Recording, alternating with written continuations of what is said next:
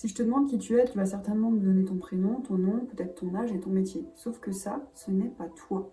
Et tant que tu continues de croire que ça te représente, tu vis à 5% de ton potentiel. Le problème, c'est que 95% des gens vivent dans la réaction, vivent dans l'automatisme et vivent dans le conditionnement de leur propre passé. Ils passent leur temps à réagir à la vie plutôt que d'incarner la vie en fonction de la personne qu'ils ont envie de devenir. C'est pour ça que 95% des gens trouvent ça normal de vivre par automatisme. Et c'est pour ça que quand tu vis dans l'automatisme, tu n'es plus habitué à réfléchir par toi-même. Tu es dans la réaction constante de ton environnement, de ton système de pensée, de ton travail. Tu agis dans le métro boulot dodo sans vraiment te poser de questions. Donc en fait, tu es soit dans ton corps, soit dans ta tête, mais jamais réellement connecté à toi-même, connecté à qui tu es vraiment, à ton âme ou à ta conscience, peu importe comment tu veux l'appeler. Nous sommes des êtres spirituels dotés d'une intelligence qui vit dans un corps physique. Et pas l'inverse. Ton corps et ton esprit te servent à mettre en avant cette conscience, te servent à l'utiliser. Mais ça doit jamais être l'opposé. Ton corps, c'est ton outil. Ton intelligence te permet de réfléchir, d'analyser et de prendre des décisions. Et ta conscience va te donner la direction dans tout ton cheminement de ta vie. Donc la plus grande et la plus puissante partie de toi, tu ne la vois pas. Et pourtant, c'est ce qui dirige ta vie. Parce que ta conscience va diriger tes pensées vont diriger tes émotions et tes émotions vont dicter ta réalité au quotidien. Pour comprendre qui tu es vraiment, il faut déjà prendre en compte ces trois niveaux de vie, corps, intellect et conscience, et comprendre que la plus grande partie de toi ne se situe pas dans ce que tu vois, ne se situe pas dans ton corps et ne se situe pas dans ton état d'esprit. Il se situe dans ce que tu ressens. Mais à partir du moment où tu comprends que ce qui dirige ta vie, c'est pas forcément ce que tu vois, mais ça impacte forcément sur tes pensées, et donc sur ta réalité, tu comprends aussi que tu es responsable de ta réalité. Tu es responsable de ton environnement extérieur et tu es responsable aussi si ta vie ne te convient pas. Si tu n'es pas satisfait de ta réalité actuelle, c'est parce que tu as pris des décisions par ton intellect, par ta conscience et tu as incarné avec ton corps dans cette réalité. Si tu n'es pas satisfait des résultats que tu as dans ta vie actuellement, c'est toi-même que tu dois changer parce que ce sont tes propres résultats. Et ces propres résultats, c'est toi-même qui les as créés. Donc, tu dois te connaître toi-même pour pouvoir te changer toi-même. Si tes résultats te plaisent pas, c'est pas la faute de l'extérieur, c'est pas la faute d'une personne, c'est pas la faute de ton entreprise, c'est pas la faute de ton patron, c'est pas la faute de tes circonstances, c'est pas la faute de ton passé ni de ta famille. C'est parce que tu as décidé d'entreprendre ça avec l'image de toi que tu as, avec la connaissance de toi-même que tu as. Tu as décidé d'incarner ces choix et ces décisions. Et ton image de toi, elle va se construire dès ton enfance avec des choses que tu contrôles pas forcément. Ton conditionnement intérieur, ton conditionnement extérieur, ton éducation, l'éducation de ta famille, l'éducation dans laquelle tu as appris, l'école, l'éducation de la société dans laquelle tu vis, mais aussi par tout un tas de petites choses qu'on a mis en place dès ton enfance qui fait que tu as créé ta propre image de soi. Par exemple aussi, le fait que dès petit, à l'école, on t'a obligé à faire des tests d'intelligence, à faire des tests de QI, et après ça a évolué au niveau de la notation. Dans tous les cas, c'est toujours resté pareil, on t'a noté sur tes performances, on t'a attribué ton intelligence grâce à des chiffres, grâce à des notes et grâce à des résultats. Et si tu n'avais pas de bons résultats, tu n'étais pas intelligent. Et comme ça, tu as aussi construit ton image de toi. Malheureusement, 80% de notre conditionnement a amené à avoir une image de soi affaiblie, à ne pas se connaître soi-même, à ne pas réellement savoir qui on est, et donc à ne pas pouvoir réellement s'écouter. 90% des gens, quand tu regardes, ils ont une mauvaise image d'eux-mêmes, et ils savent pas forcément d'où ça vient. Mais quand tu creuses un petit peu, tu comprends qu'en fait, effectivement, depuis l'enfance, on te conditionne, on te met un tas de choses sur tes épaules qui t'appartiennent pas forcément, qui font qu'en fait, tu peux pas réellement t'écouter. Donc tu peux pas réellement savoir qui tu es, et si tu peux pas savoir qui tu es, tu peux pas travailler dessus, et tu peux pas transformer cette vision. Tu peux pas changer de paradigme en te disant que peut-être le conditionnement que tu as depuis petit n'est pas la vérité, n'est pas ta vérité, n'est pas ce à quoi tu aspires toi vraiment. Si tu prends pas conscience de tout ça, tu peux pas performer au-delà de l'image que tu as de toi. Parce que parfois tu as des ambitions, tu as des intentions, mais étant donné que tu ne te connais pas vraiment, que tu n'as pas vraiment travaillé sur qui tu es, tu ne traverseras jamais ce niveau. Tu n'iras jamais sur ce niveau supérieur de ta réalité. Tu continueras les mêmes actions par automatisme et par conditionnement. Peut-être qu'à un certain moment de ta vie, tu as envie d'aller chercher ton succès, tu as envie d'aller chercher ton épanouissement, tu as envie de passer cette étape supérieure et de sortir de la réalité dans laquelle tu es pour créer ta propre réalité. Et il faut savoir que c'est ça la définition du succès, c'est tout simplement mettre en place des actions qui te permettent d'être aligné avec toi-même. Et c'est propre à chaque personne, ça ne veut pas forcément dire de l'argent, ça ne veut pas forcément dire des résultats précis, ça veut juste dire que Tu décides d'entreprendre ta mission de vie et d'aller au bout de qui tu es vraiment. C'est ça le succès, c'est actionner au quotidien pour son alignement. Et sur ce chemin du succès, tu vas avoir deux grosses barrières à prendre en compte pour pouvoir y accéder. Premièrement, tes barrières intérieures. Dans ce conditionnement intérieur, tu vas avoir plusieurs choses qui vont impacter ta réussite. Premièrement, tes propres croyances limitantes. Ces croyances-là, c'est des croyances que tu as par rapport à qui tu es, ta personnalité, ton histoire.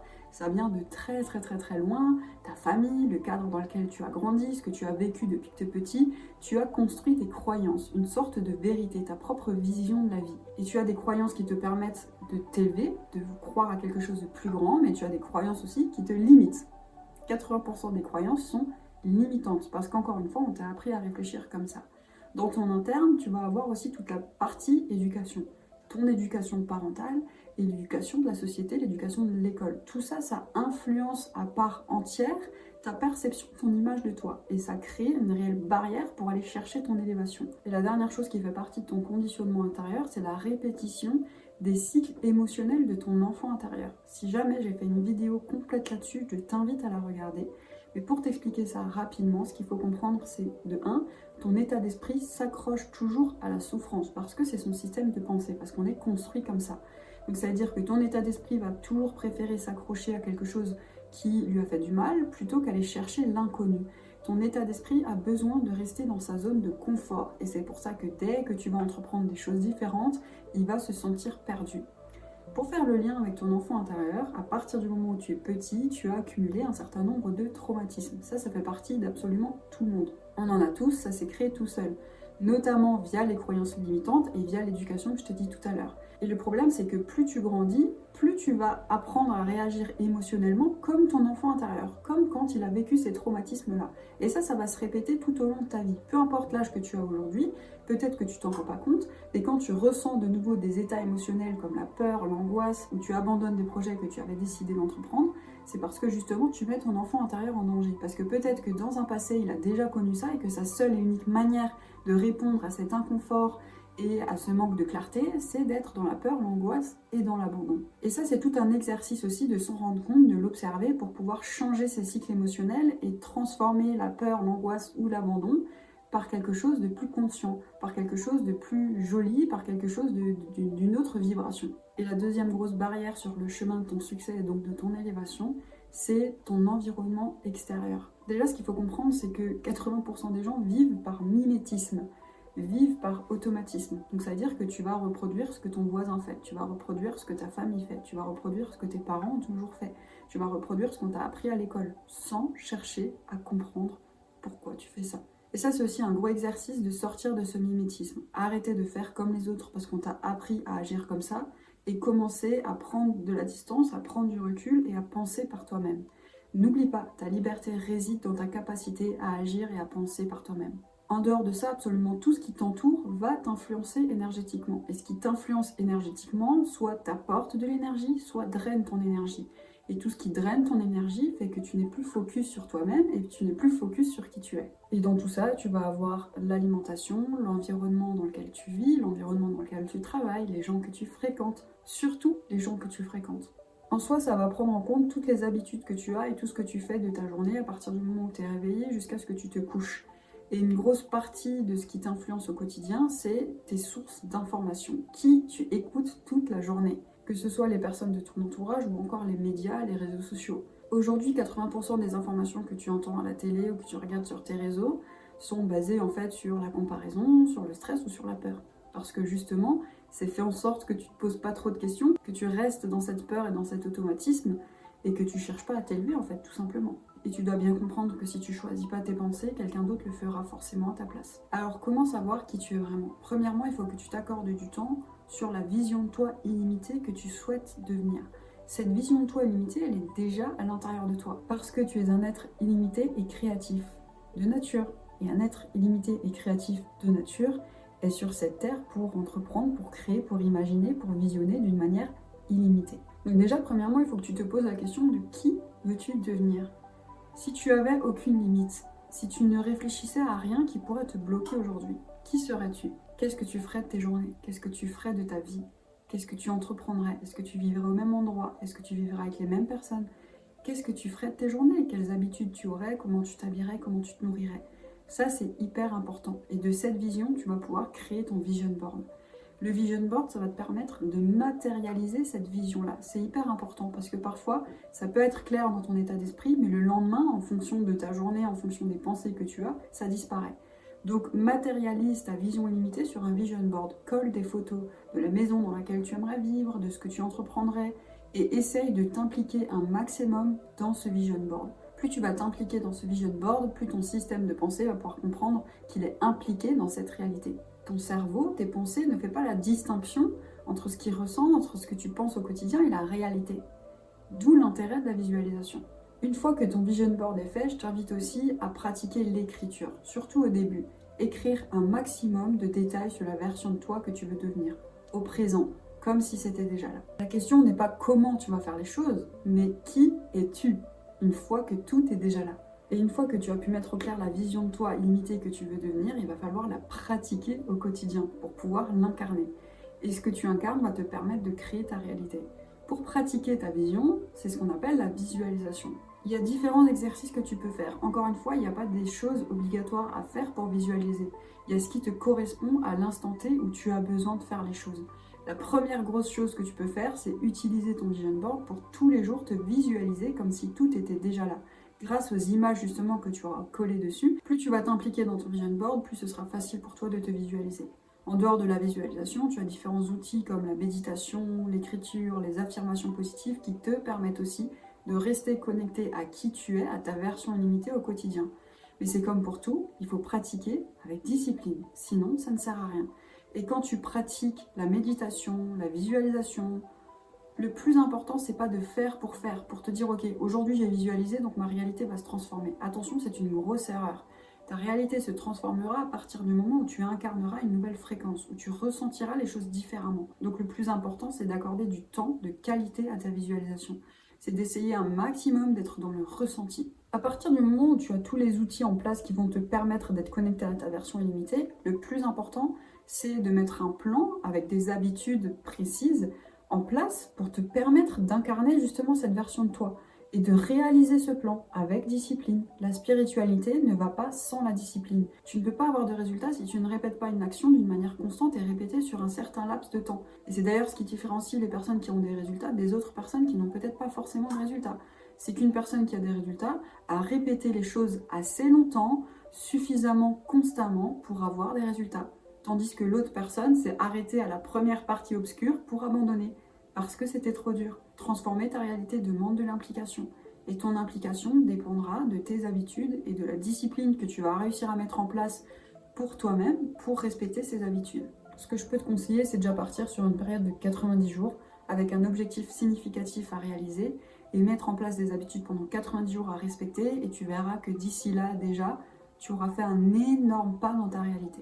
Le plus important n'est pas de faire des choses différemment, mais de te concentrer sur le ressenti. Je te le répète encore et encore parce que c'est une clé essentielle pour aller chercher ton élévation. C'est pour ça que le plus important n'est pas de faire, mais où est-ce que tu places ton intention? Comment est-ce que tu vas moduler tes journées avec tes habitudes pour que ce que tu mets en place dans ta journée te permette d'être en paix avec toi-même et rester aligné sur cette vision-là.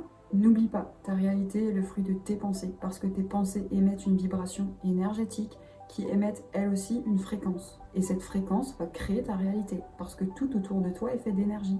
Donc en fonction de l'énergie que tu ressens et que tu émets, ta réalité va répondre comme un miroir. Et ensuite, on rentre dans le dernier niveau qui est ton attitude. Ton attitude détermine ta réussite, détermine ton succès, détermine qui tu es. Et qui tu es détermine ta réalité. Ce qu'il faut d'abord comprendre, c'est qu'on vit dans un monde de polarité. C'est-à-dire qu'il y aura toujours deux opposés pour créer un équilibre. La nuit, le jour, la peur, la joie, l'échec, la réussite, le gain, la perte. Et tu le vois bien sur les marchés financiers, tu as toujours des périodes de croissance et des périodes de décroissance. C'est exactement pareil dans ta vie. Tout est une question de cycle. À partir du moment où tu apprends à te connaître toi-même, ça ne veut pas dire que tu vivras dans une réalité positive tout le temps. Ça ne veut pas dire que tu vivras dans le monde des bisounours et que tout va se transformer d'un coup, que ce sera facile et que ce sera agréable. Bien au contraire. Parce que n'oublie pas, pour garder un équilibre, l'obscurité fera toujours partie du process. La difficulté fera toujours partie du process aussi. Tu auras des moments de peur, tu auras des moments de confiance. Tu auras des moments où tu vas abandonner, tu auras des moments où tu vas recommencer. C'est le simple cycle de notre vie. Mais encore une fois, on t'a éduqué et conformé à penser que la peur c'est mal, à penser que l'échec c'est mal, à penser que la perte c'est mal. Alors que pour gagner, tu dois perdre. Mais quand tu comprends ça, tu comprends aussi que le plus important pour toi n'est pas d'avoir des résultats positifs. Le plus important pour toi est de garder une attitude incarnée avec la version de toi que tu veux devenir, même dans les moments les plus obscurs. Parce que les moments les plus obscurs ne sont pas signes en fait que tu n'es pas sur le bon chemin. Ils sont signes que tu t'élèves. Quand tu t'élèves, ton cerveau a peur parce que tu sors de ta zone de confort, parce que tu le sors de sa zone de connu. Mais c'est hyper positif, ça veut dire que tu avances. Quand tu te lèves le matin, on a tous de l'incertitude. On ne sait pas de quoi cette journée est faite. On ne sait pas comment ça va se passer. Mais tu as deux types de personnes dans cette incertitude. Tu as la première personne qui va décider de vivre avec ses pensées, avec son ego et avec ses peurs, et qui donc va chercher la distraction quotidienne pour rester dans l'automatisme, pour rester dans la zone du connu. Et tu as la deuxième personne qui va se dire, ok, je sais que cette incertitude fait partie de moi, mais je veux aller chercher ma conscience et pas mon ego. Donc je vais mettre en place tout un nombre d'habitudes pour rester connecté à qui je suis vraiment, à ma version illimitée. Et comme ça, tu crées une réalité avec qui tu es vraiment. L'autre personne subit sa réalité par automatisme et conformité. Ton attitude détermine ta réussite. Tu choisis le négatif ou tu choisis le positif. Tu choisis d'échouer ou tu choisis d'évoluer. Tu choisis d'abandonner dans l'obscurité ou tu choisis de comprendre que ça fait partie du process et que c'est significatif de ton évolution. Encore une fois, tout est une question de perception. N'oublie pas ça. Pensée, émotion, action, réalité. C'est pour ça que toi, ton attention, tu ne dois pas la porter sur pourquoi ça ne marcherait pas. Mais tu dois la porter le plus longtemps possible sur pourquoi ça marcherait. Dès que tu vois que ton esprit divague, reviens à ta conscience. Pourquoi ça marcherait? Pour telle raison. Qui je suis vraiment? Cette version de moi illimitée. Et c'est dans ce chemin-là que tu dois avancer. Et dès que tu sens que ton esprit divague, reporte-toi à tes habitudes et fais en sorte de rester aligné un maximum possible avec ta version limitée, dans le ressenti, pas dans l'action.